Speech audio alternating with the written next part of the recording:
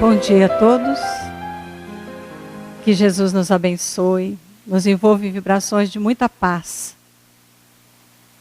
Em primeiro lugar, gostaria muito de agradecer,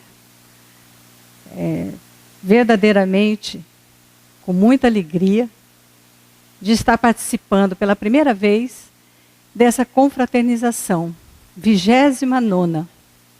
E essa é a primeira vez que nós estamos aqui participando desse encontro de corações. Então, agradeço ao convite da Regional Espírita de Urubupungá e a União Regional Espírita de Três Lagoas. E por meio delas, agradeço a União das Sociedades Espíritas e a Federação Espírita de Mato Grosso do Sul. E o tema, e a esta casa também que nos acolhe e nos abriga, e até toda essa parte da manhã estaremos aqui falando de Jesus. E esse tema, a alegria de viver Jesus, quando a nossa presidente, Darlene Maria Cavalcante, quando ela falou, você gostaria de falar de Jesus na 29ª Confraternização Regional Espírita de Urubupungá? Eu falei, mas qual é o tema? Ela falou, alegria de viver Jesus. Eu falei, meu Deus do céu, isso é muito amplo, isso é difícil. Ela falou, então você pega e diga assim, alegria de viver Jesus no trabalho de divulgação da doutrina. Eu falei, bom, mas aí também vai ficar meio complicado, porque o tema, alegria de viver Jesus, primeira vez que eu não vou mudar esse tema. Então, eu comecei a pensar muito. A alegria de pensar Jesus. Vocês já pensaram nesse tema? Como ele é amplo? E será que nós temos essa alegria de viver Jesus?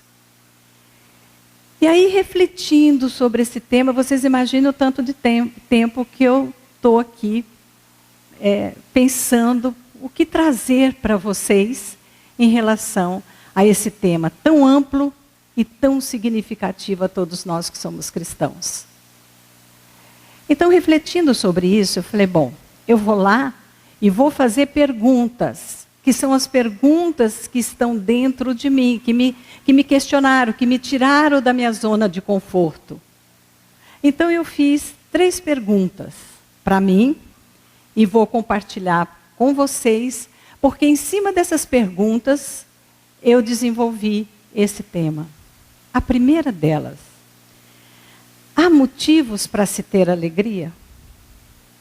Nesse momento que nós estamos vivendo de grandes perturbações, de grande desalento, desesperança, quando a gente vê que o nosso país, esse Brasil, coração do mundo, pátria do Evangelho, e a gente fica imaginando e vendo noticiários. Eu tenho companheiros espíritas que dizem assim, não ligo mais nenhum jornal, não quero mais saber de nada disso. Mas isso também não é a melhor conduta. Porque somos cristãos, somos espíritas, mas somos cidadãos do mundo. E até o próprio Papa Francisco está falando que nós não podemos ser omissos no momento de grandes decisões pelas quais passa a nossa pátria. E aí, pensando nisso, poxa, mas será que há motivos para se ter alegria? E aí me surgiu uma dúvida. Alegria é sinônimo de felicidade?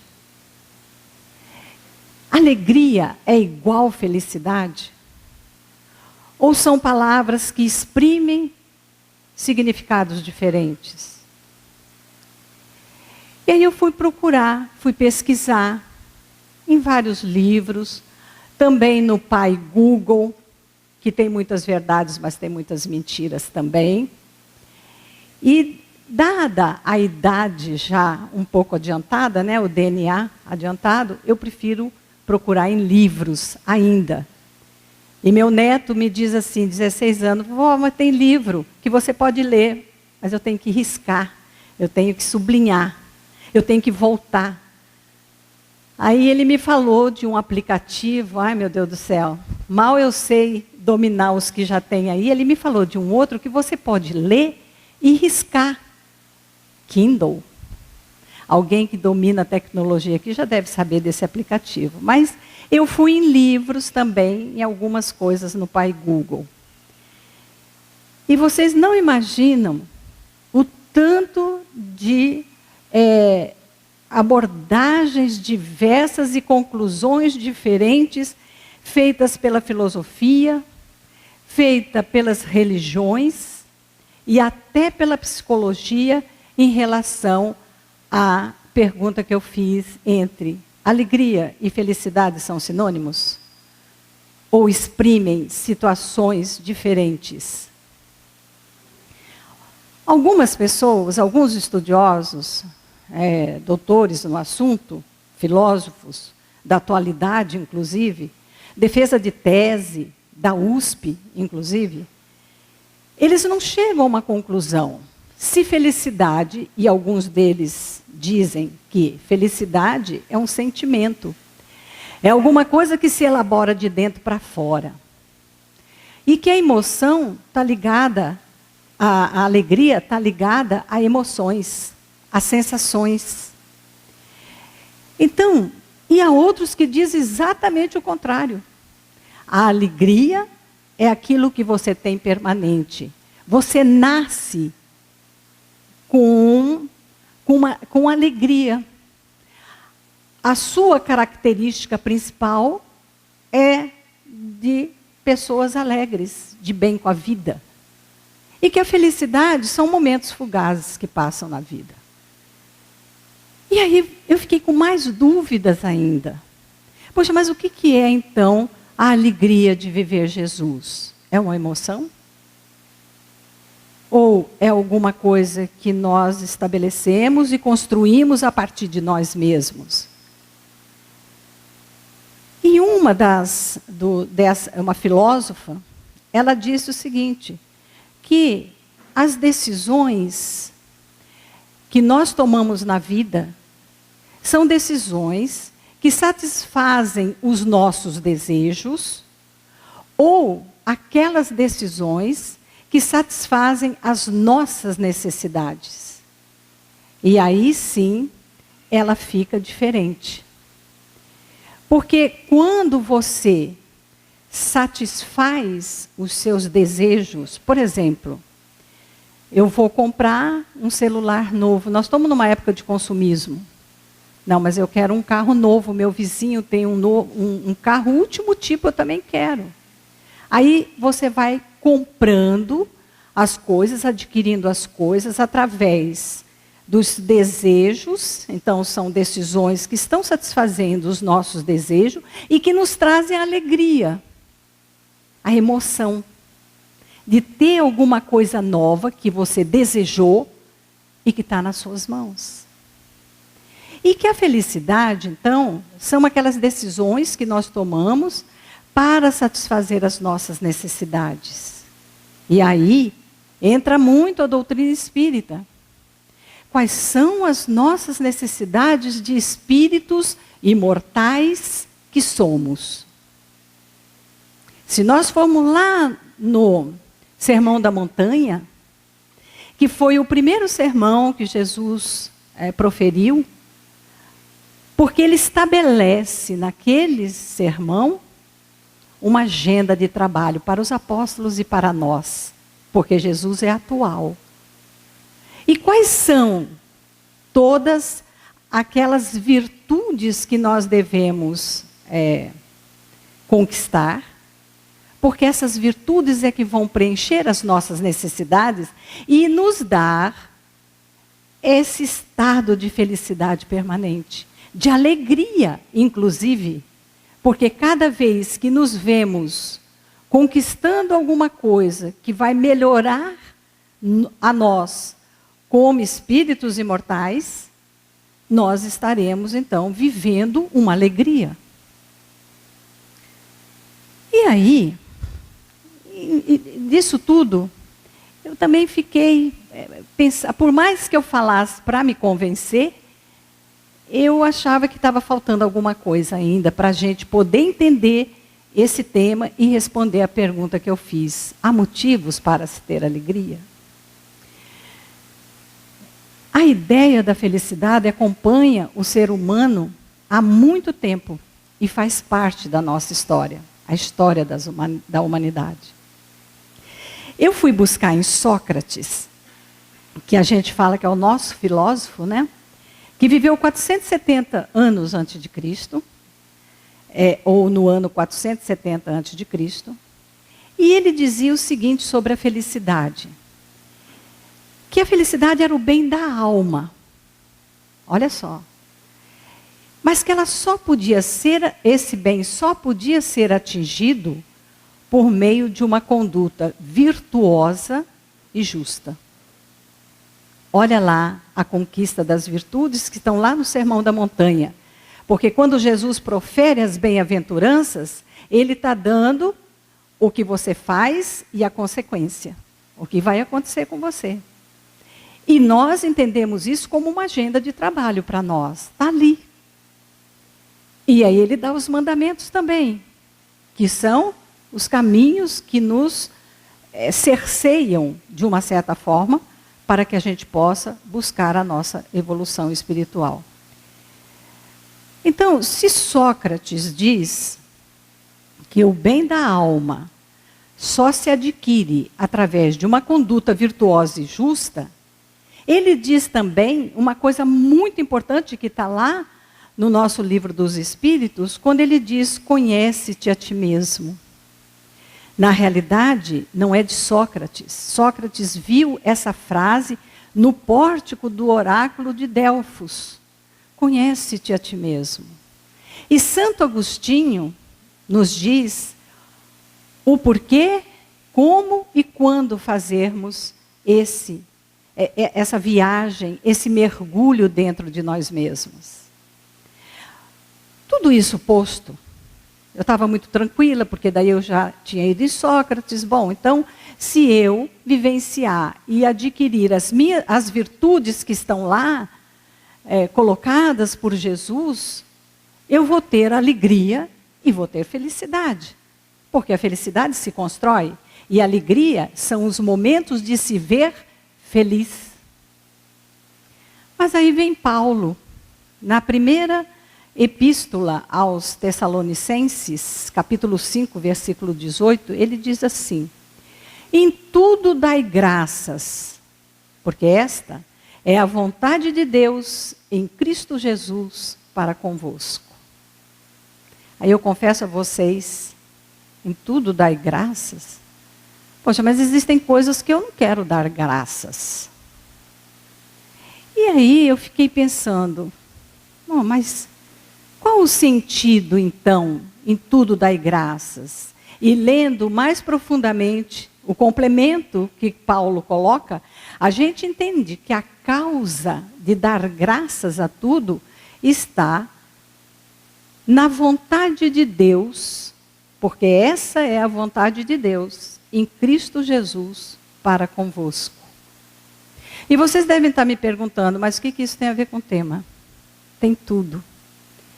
Assistindo uma palestra de Rossando Clint, acho que vocês já ouviram falar dele, é um psicólogo, ligado à Associação Médico Espírita do Estado da Paraíba, e tem trabalhado muito na FEB TV também.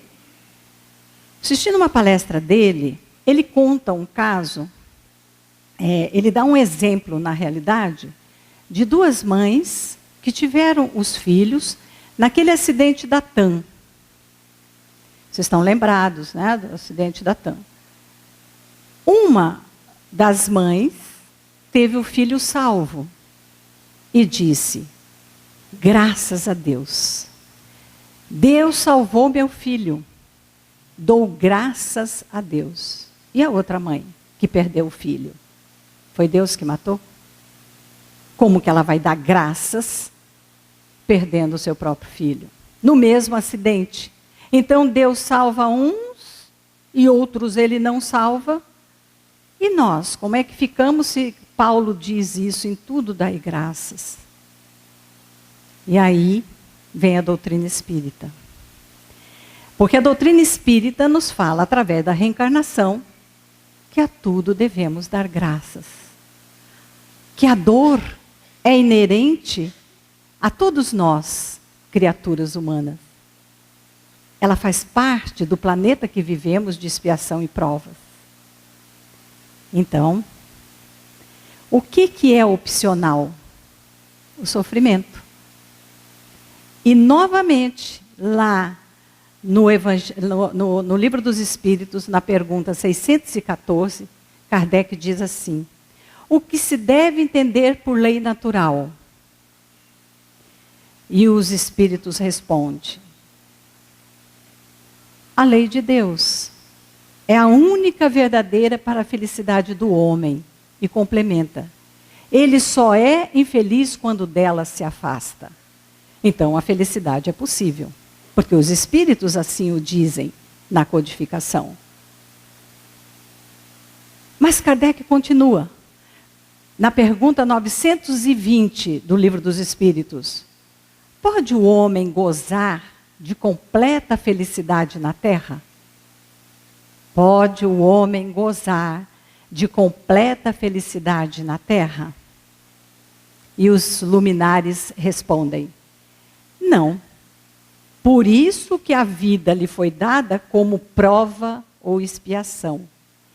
Dele, do homem, depende a suavização de seus males e o ser tão feliz quanto possível na Terra. Bom, gente, depois de tudo isso, eu tinha que fechar. Existe motivo, então, para ser feliz na Terra, agora, nesse momento? Mas acontece que é a alegria com Jesus. E que a felicidade, na realidade, é algo realmente que você constrói a partir das suas necessidades, das suas dificuldades, de todas as suas circunstâncias pelas quais você passa, e que está lá, Kardec coloca, que nós podemos sim ser felizes, vivenciando a lei natural, que são as leis morais, terceira parte do Livro dos Espíritos. Então nós podemos realmente dar graças a tudo que nos acontece. E para fechar essa primeira pergunta, eu peguei um livro de Amélia Rodrigues, Vivendo com Jesus, psicografia do nosso querido Divaldo, no capítulo 6. E eu vou, então, conceituar na visão de Amélia Rodrigues, na visão espírita, o que é a felicidade. Ela diz assim: a felicidade que constitui o reino dos céus na terra não é feita dos desejos e da sofreguidão que atormentam as criaturas, mas de renúncias e de libertação das coisas que escravizam. Então a felicidade está muito ligada à liberdade nossa de ser espiritual que somos, construindo esse reino dos céus na terra, sendo que o reino dos céus é construído dentro dos nossos corações. Nós somos templos humanos. E é ali que tem que estar Jesus. A felicidade de poder conviver com Jesus e ter a alegria de poder constatar que somos felizes e, portanto, alegres, porque vivemos com Jesus.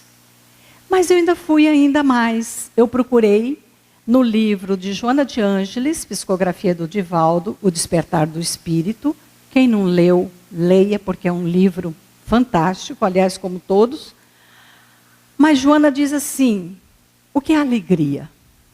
A alegria é a presença de Deus no coração do ser humano, cantando sem palavras, melodias de perenidade, mesmo que de breves durações.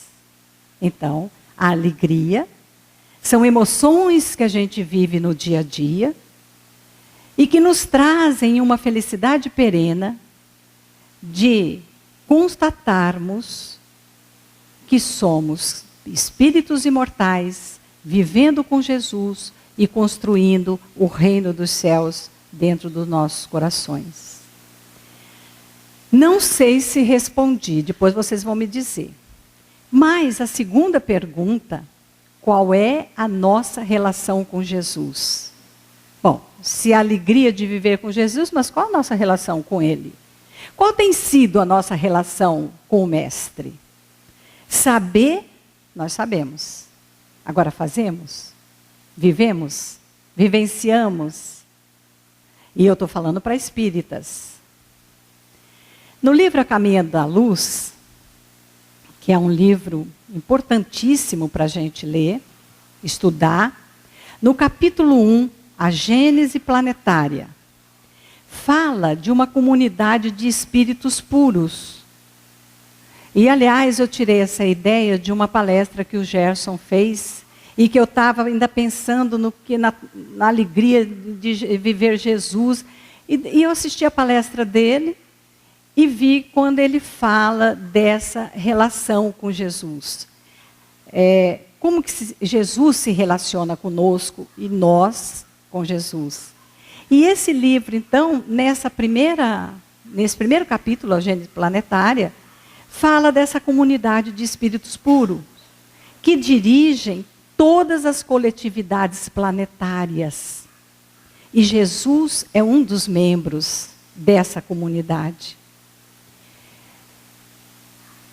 E nesse livro, eles falam, na Gênese Planetária, eles falam que teve 2 reuniões em que Jesus vem, muito próximo à Terra, que ainda não estava formada, para decidir sobre a organização e direção desse planeta que nos habita, que nos acolhe hoje nesta encarnação. Então, essa primeira reunião que foi feita nessa comunidade, que esses espíritos puros vieram até próximos à Terra para decidir sobre essa organização. Então, era o início de formação do orbe. Era o início da sua estrutura e também do surgimento da vida. E nessa primeira reunião, Jesus foi escolhido o governador espiritual da nossa Terra. Vocês imaginem agora uma Terra que hoje ela deve ter mais ou menos 5 bilhões de anos. Esta figura ímpar já fazia parte dessa comunidade. E ele veio, então, nesse primeiro momento, e ele veio numa segunda reunião já na Terra, como Jesus, o nosso mestre incomparável, o Cristo.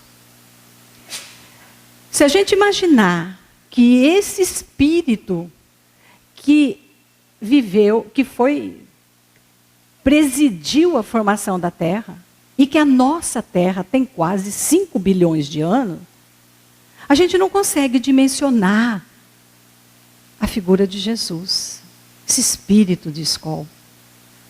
Assim como outros espíritos também são puros, são governadores de outros planetas do nosso sistema solar.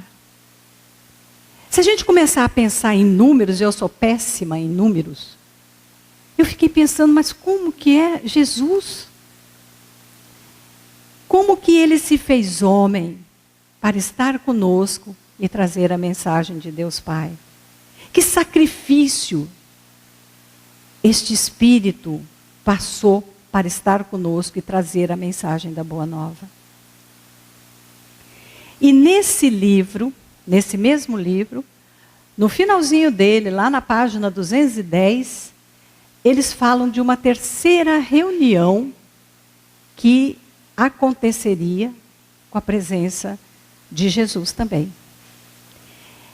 nós acreditamos que essa terceira reunião já houve, para tratar dessa transição planetária que nós estamos vivendo. Porque esse livro foi escrito em 1938. Emmanuel, Chico Xavier. 1938. Então, essa terceira reunião provavelmente já aconteceu. Jesus Espírito. E, no entanto, nós estamos, ainda esperando os nossos irmãos de outras religiões, com maior respeito, a segunda vinda do Mestre. O segundo advento de Jesus aconteceu com a doutrina espírita.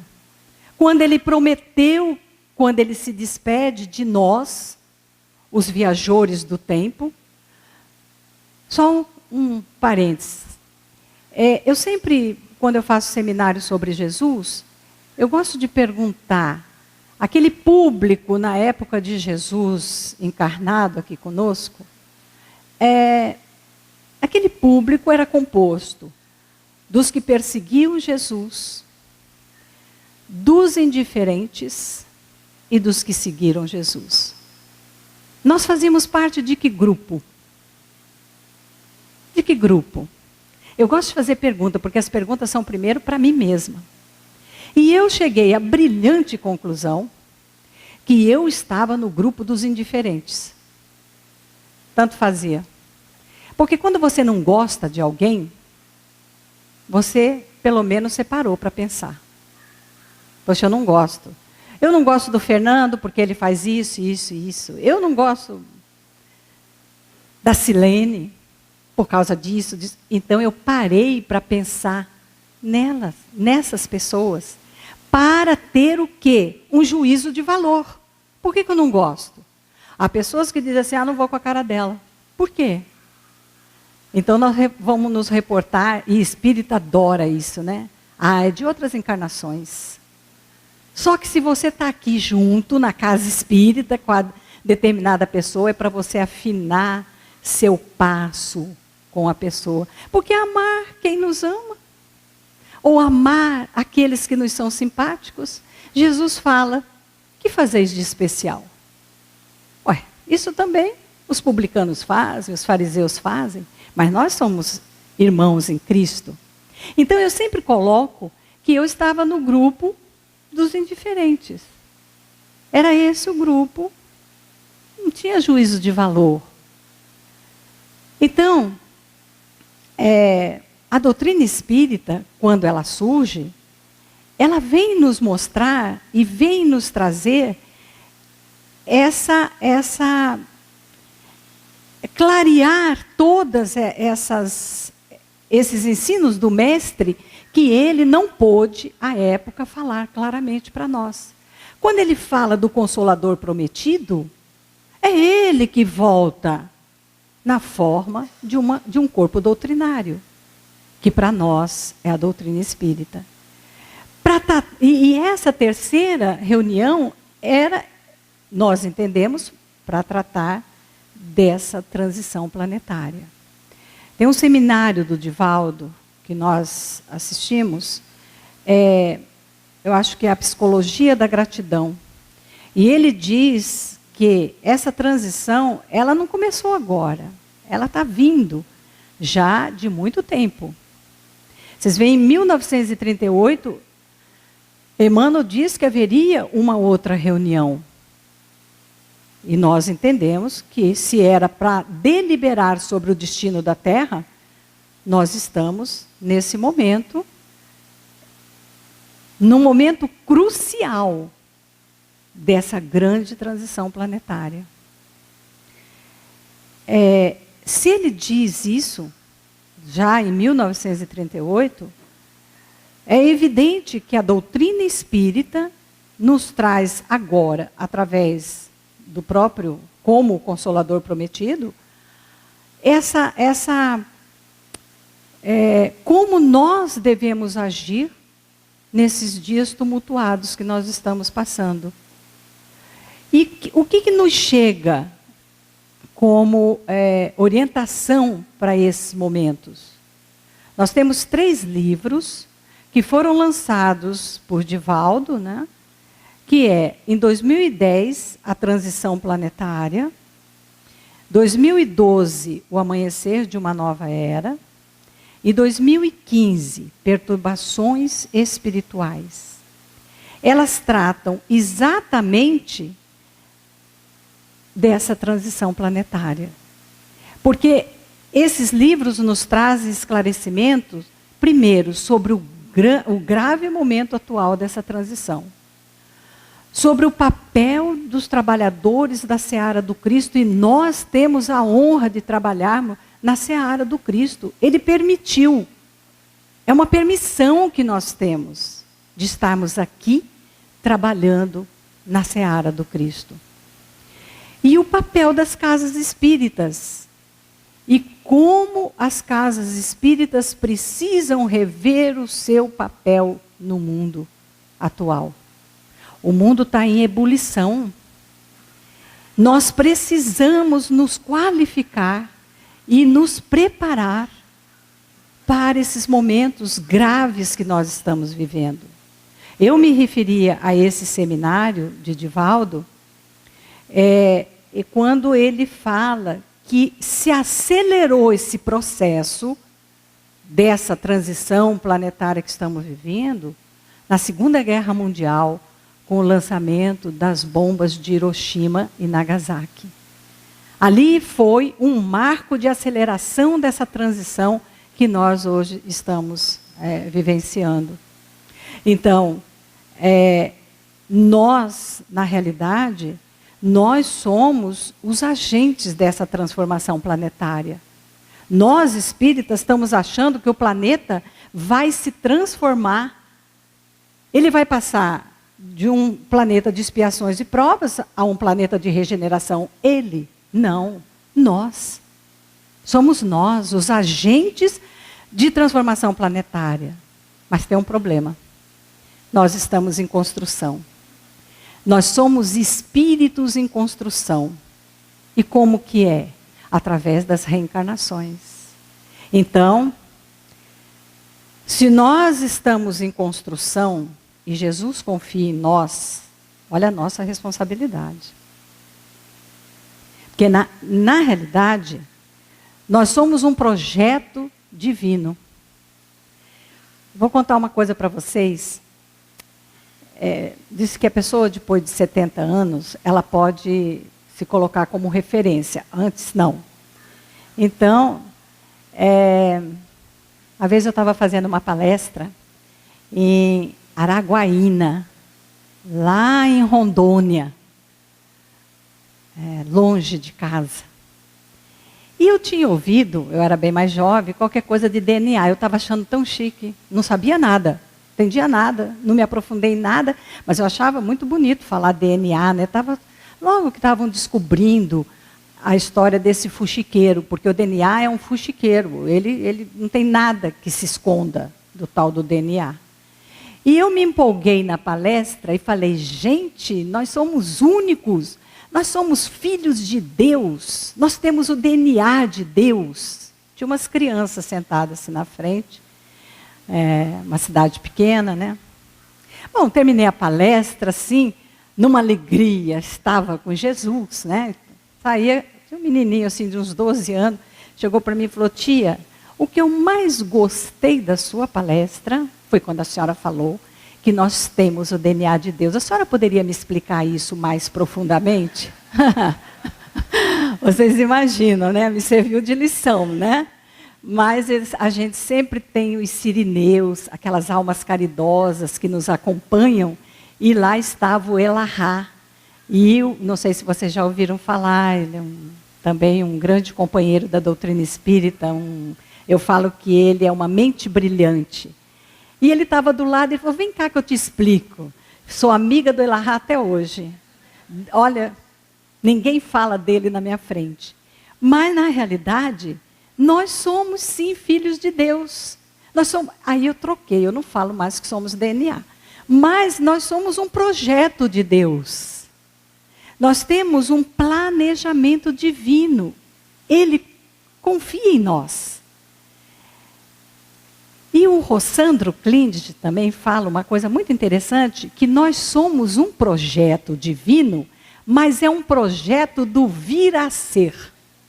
E é interessante, porque nós não estamos acabados, então nós ainda seremos. E uma das coisas, quando Paulo fala dai graças, quer dizer, é o sentimento, o que é graça? É gratidão. Sejam gratos a tudo na vida, porque Deus assim o quer. Quando a gente fala sobre dai graça, é exatamente olhando para nós mesmos e vendo que nós temos um cabedal imenso em nós. E às vezes nós nos atrasamos por questiúnculas, por desânimo.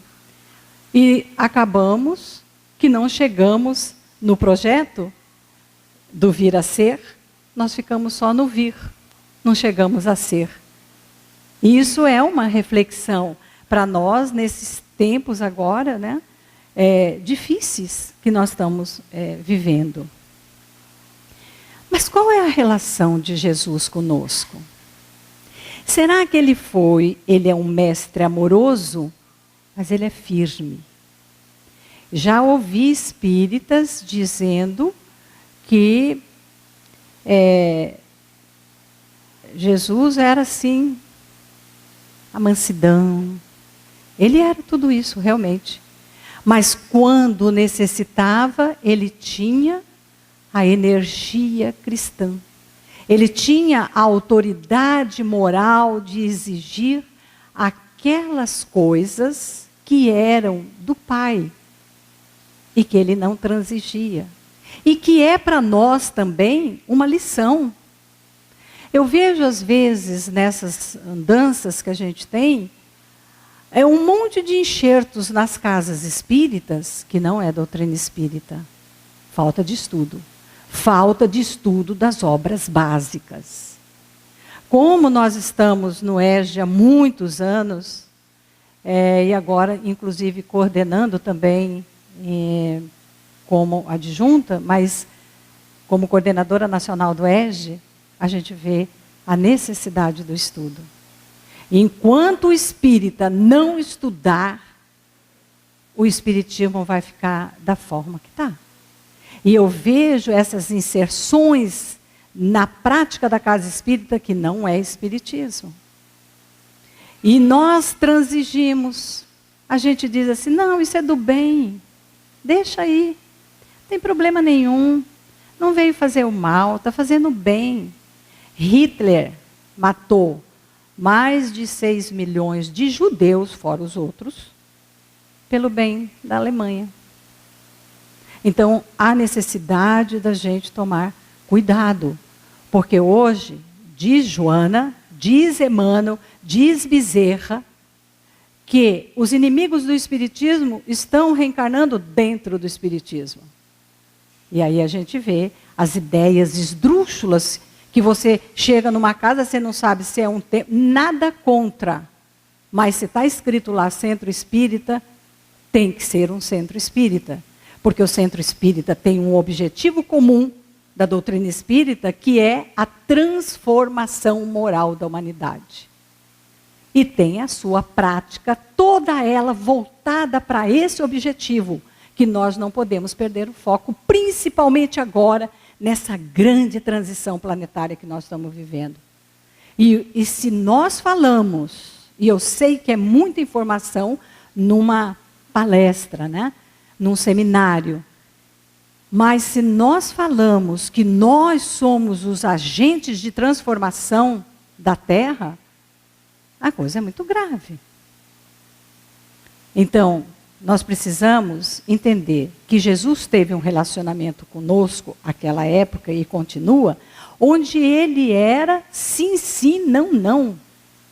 Naquela passagem que Jesus diz, seja o teu falar sim, sim, não, não, ele não falou talvez, pode ser, contudo, todavia.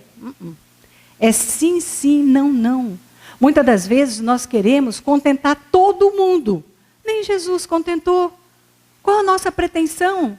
Então, é melhor, eu fui criada durante grande parte da minha vida com meu avô. E ele dizia, minha filha, é melhor você ficar vermelha 5 minutos do que amarela o resto da vida.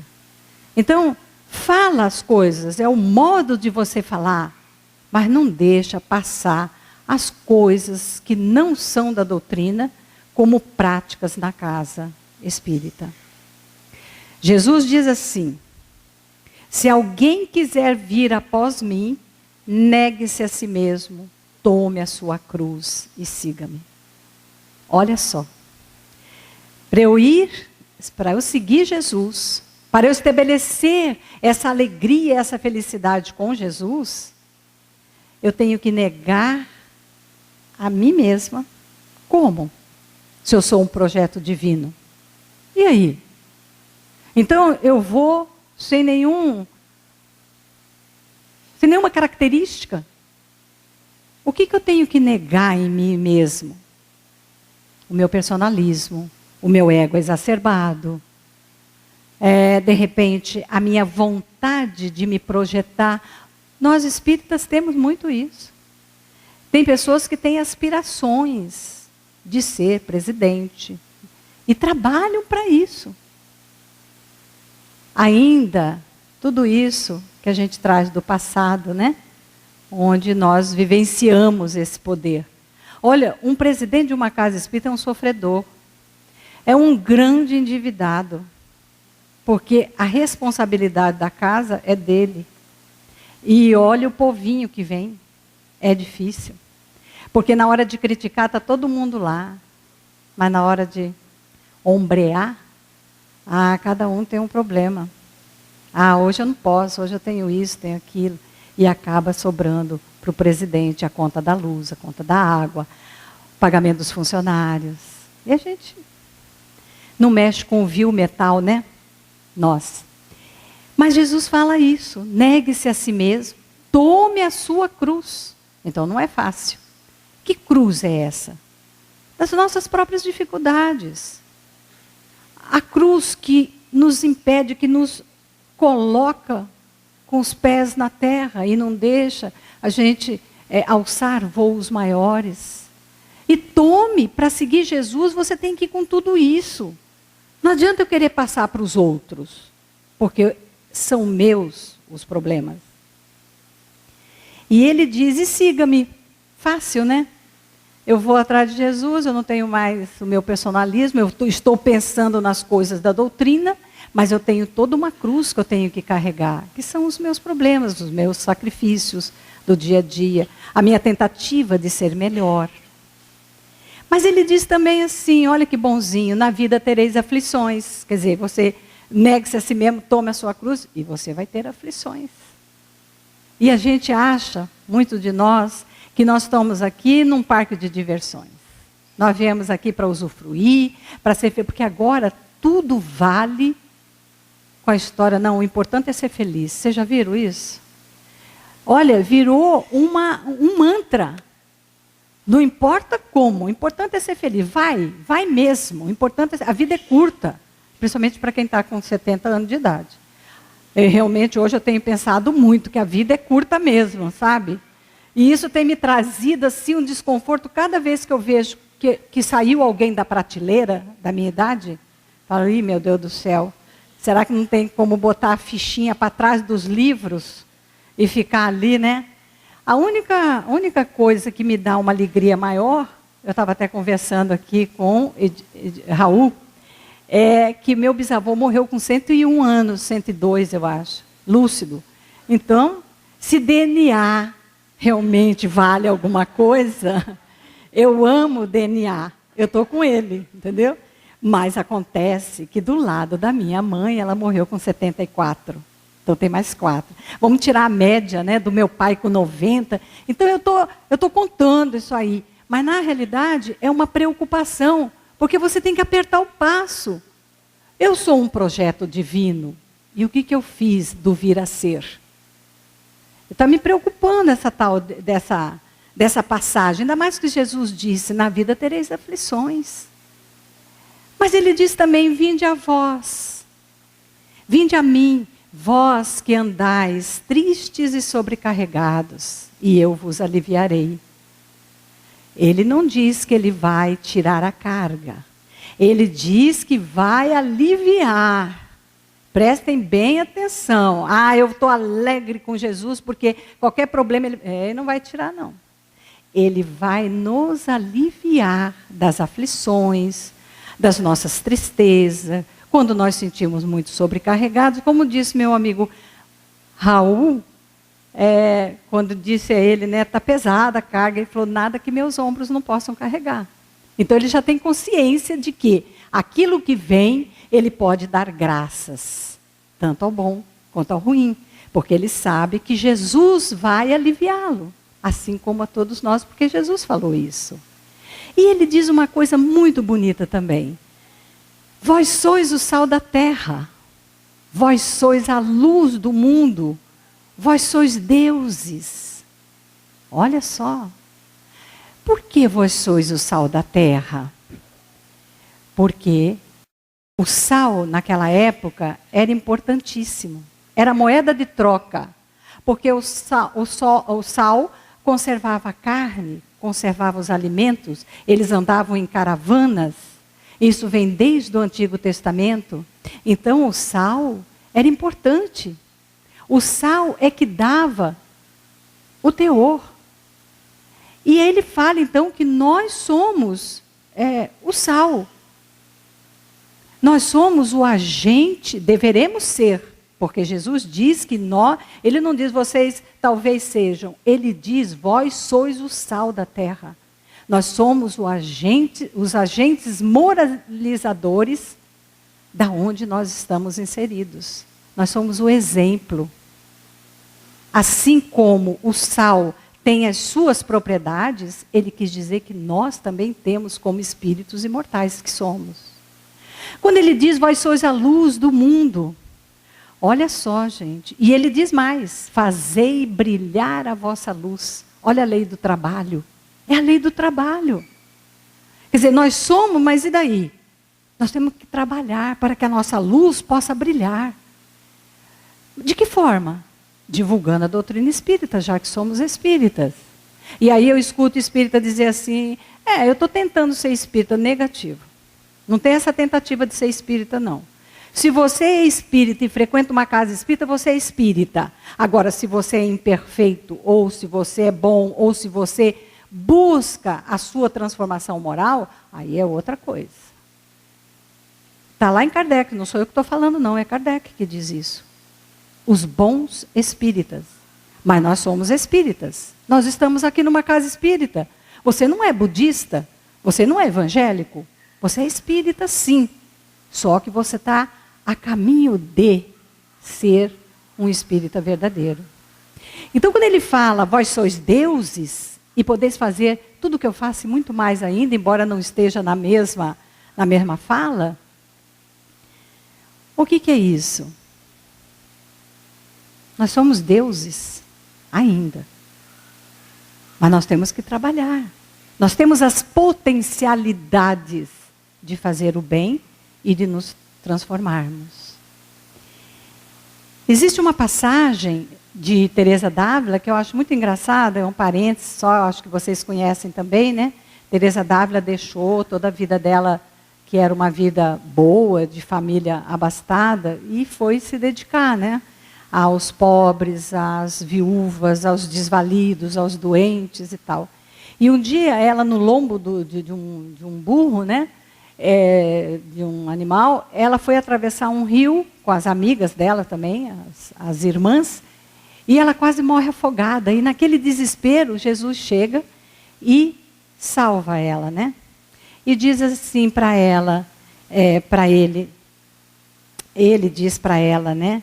Está vendo, Teresa? É assim que trato os meus discípulos e os meus amigos mais queridos. Quer dizer, quase deixou ela morrer afogada. Na hora que ela estava, que não podia mais, ele salvou ela e falou isso para ela. Ela virou e falou assim, mestre, Senhor, é por isso que os tendes tão poucos. Então, vocês veem que Jesus nos acolhe, mas nós temos que fazer a nossa parte, né? E aí, a terceira pergunta: qual o nosso papel na seara do Cristo? Agora é que pega, gente. Porque quem somos? No Evangelho diz que somos os obreiros do Senhor, os trabalhadores da última hora. Nós estamos, olha, Divaldo outro dia falou numa palestra dele, que nós estamos, até muito bonita, quando ele fala sobre nós, é atual essa mensagem. E ele diz que nós somos os trabalhadores da 1ª hora, da última hora, quer dizer, nós estamos no final, né, dessa transformação. E aí eu fui lá no Livro dos Espíritos, pergunta 784. Kardec pergunta assim para os luminares: bastante grande é a perversidade do homem. Não parece que, pelo menos do ponto de vista moral, ele, o homem, em vez de avançar, caminha aos recuos? Olha que pergunta atual do Livro dos Espíritos, lançada em 1857. E os Espíritos responderam a Kardec: enganas-te. Faz-se mister que o mal chegue ao excesso para tornar compreensível a responsabilidade, compreensível a necessidade do bem e das reformas. Então, quando a gente vê essa resposta, e a gente sabe que nós estamos nos últimos, né, momentos, porque nós somos os trabalhadores da última hora, a gente fica pensando em tudo isso que está acontecendo nesses dias atuais, e como o Fernando colocou ontem na palestra dele aqui, nós vemos isso tudo como um bem. E o Cortella também, um filósofo da atualidade, que eu gosto muito dele, mas de vez em quando ele dá umas esbarradelas aí, mas ele, no contexto, ele é uma pessoa de muita lucidez. E ele disse que ele também está vendo todo esse momento que nós estamos vivendo como uma grande, uma revolução moral.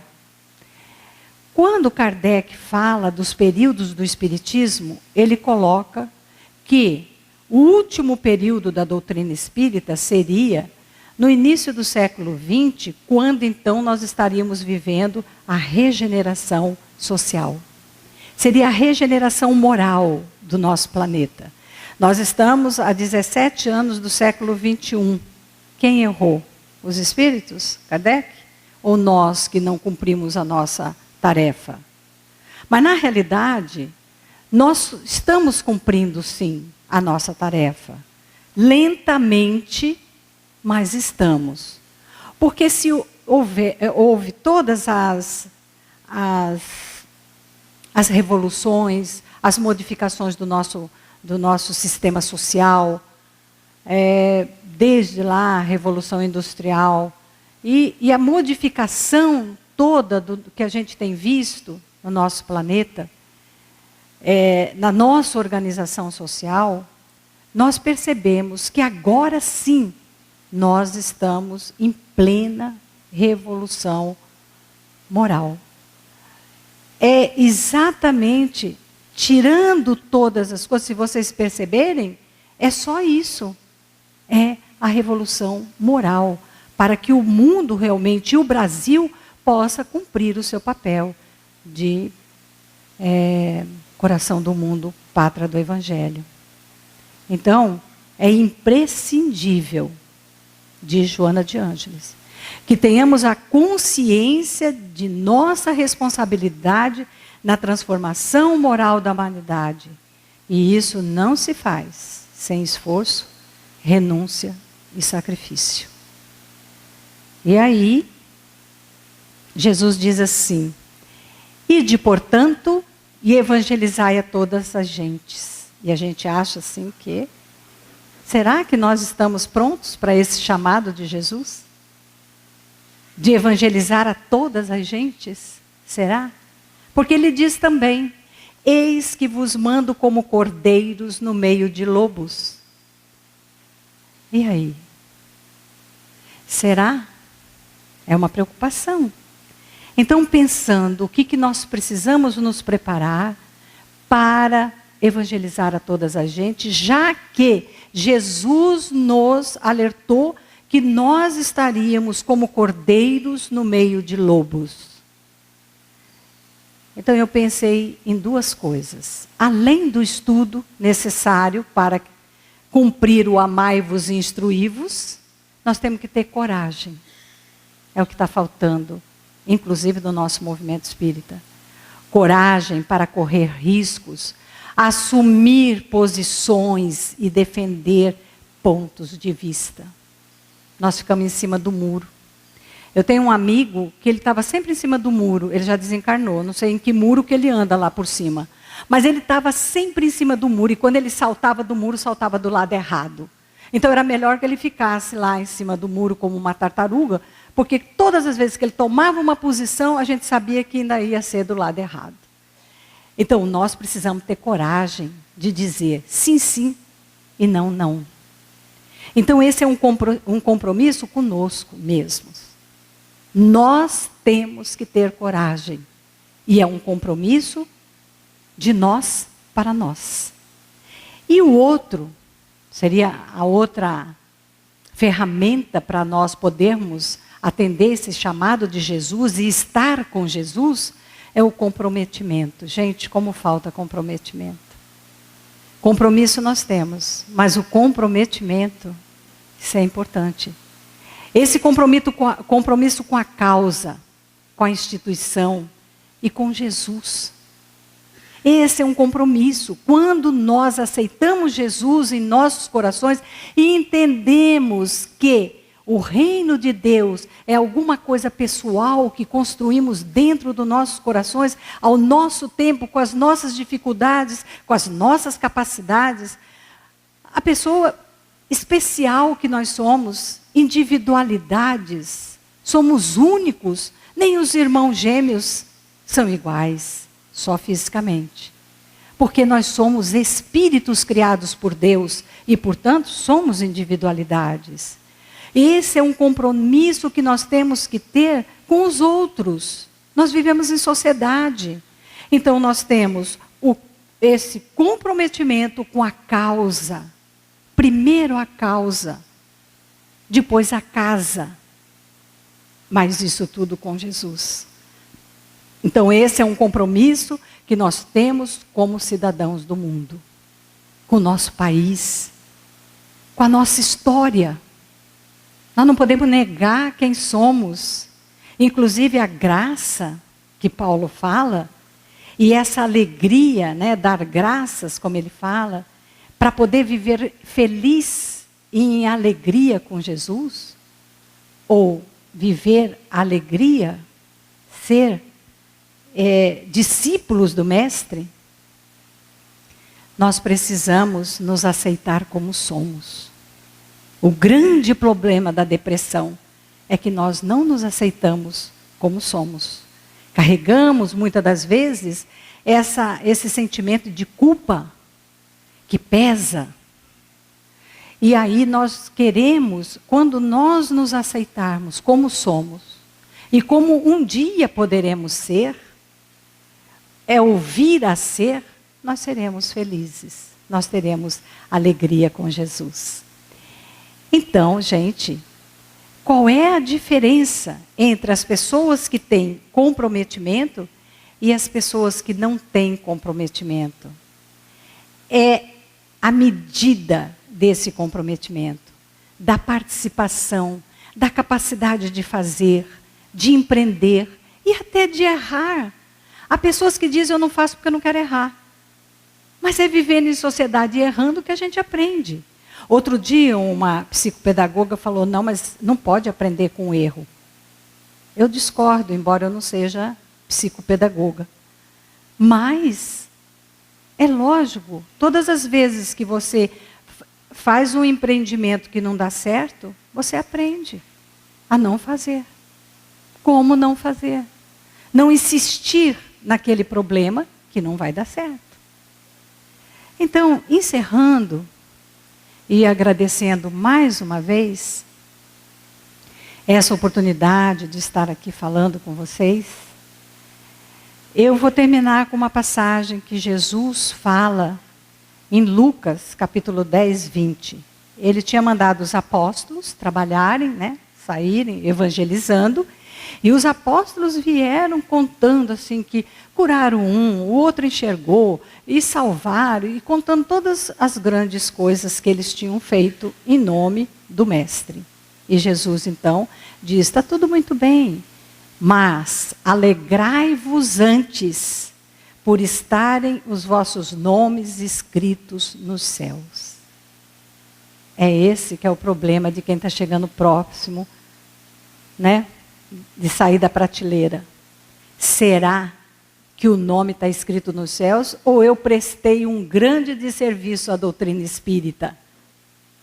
É isso que nós temos que ter dentro da nossa visão, do nosso objetivo, qual é o meu papel e o que é que eu estou fazendo no trabalho de divulgação da doutrina espírita, que é o nosso objetivo. Será? Alegrai-vos antes por estarem os vossos nomes escritos nos céus. O dos apóstolos, sim.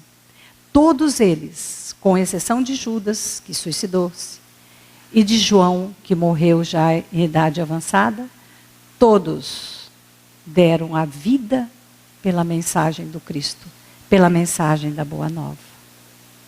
Então, com alegria de viver Jesus, nós encerramos a nossa fala, agradecendo a todos e lembrando que a felicidade tem que ser perene, e a alegria também, daquilo que nós já conseguimos, das emoções do dia a dia, em relação às nossas conquistas pessoais no bem. E lembrando sempre que Jesus iniciou o seu ministério numa festa de casamento.